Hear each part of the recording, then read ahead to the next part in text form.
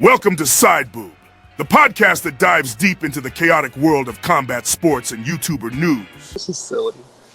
Yeah, it's just so pointless, man. But yeah, another thing while we're talking about like UFC and that card before we get away from the card is I forget her name, but the lady that did the first round knockout, I called her female Alex Perrierer on the Twitter. Yes, you did, and I'll bring that up right here. Yeah, I find her very interesting, and the reason why I said the Alex Perrierer thing is because she's already beat Shevchenko in kickboxing or Muay Thai.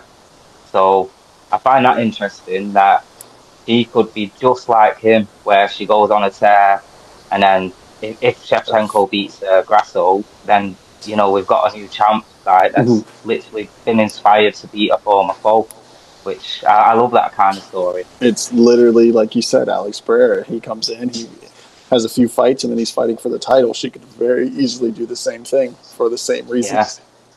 Yeah. She seems to have a great personality as well. Like, apparently she didn't get officially a bonus fight of the night, but I saw through the week she literally commented on Dana White's thing, like basically, what are you doing? How dare you disrespect me, kind of stuff. And I thought, you know what, fair play, love. Like, but she got it. Stuff. She got it. She got the $50K. So good for her. That's the one thing I do like about the UFC. They do reward people that are quiet. I don't know what the word is off the top of my head, but people that are quite forceful, like, they do reward that, and I think in the fighting game that's how you should be. Yeah, for sure. It's squeaky wheel gets the grease, but also like the biggest personalities, the biggest, boldest people will get the best fights because they're the ones out in front of the cameras and they're bringing the attention to the company. So I didn't know anything about her until you had mentioned it, and then I looked into I saw that tweet, and I was like, oh, wow, it is literally Alex Perrierer female version. So that's it's someone to look out for. Yeah, definitely. I'm looking forward to seeing highlights from kickboxing or Muay Thai to see how she looks. Yeah, to see what happened with that Shevchenko fight. Yeah, because sometimes I think it's not to say MMA fighters are easy to beat by any means, but sometimes I think it's quite easy to look that good against someone who's like a wrestler or something like that, because the footwork is a bit different.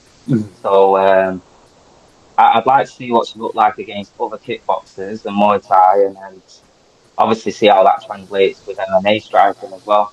Right, yeah, for sure. It's one thing to get a low-level, entry-level fighter on your debut, but how do you look against the top competition, number one, but also how did you look against your peers? Were you dominating your peers, or were you just barely edging them out, or how did she look? Because I don't know enough about her to even comment on that. So. Yeah, same, man. It was literally that fight night where I first heard anything about her, and then I was editing, so the fight starts, and then I just hear a load of commotion, and I look up, the fight's finished. I'm like, oh god, that was quick. And then they mentioned on commentary like how she already beat Valentina, so I was like, wow, this could be a great story. Like, might be worth checking this lady out in the future. Yeah, definitely. She's 6-0 in MMA, so that's a good record to have on you. Let's see. First round KO, first round sub. Oh, wow. She's getting subs as well. Yeah, it's first round submission in her debut in the UFC. So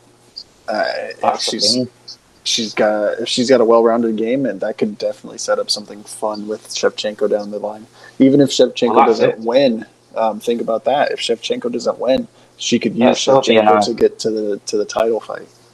Yeah, it'd still be a great building block. And the fact that she's got a sub on her record already, that's impressive, because all what you're going to think about and worry about is the striking with her. So that opens up so many options for her to just grab onto your arm, or even if you take her down, she might be able to get your back eventually. Get your back, or throw on a guillotine or something like that, and take you down. So someone to look out for, Wang Cong. Definitely should. Her nickname is the Joker, so it should be easy to remember. Don't forget to like, comment, share, and subscribe to keep this exciting exploration alive.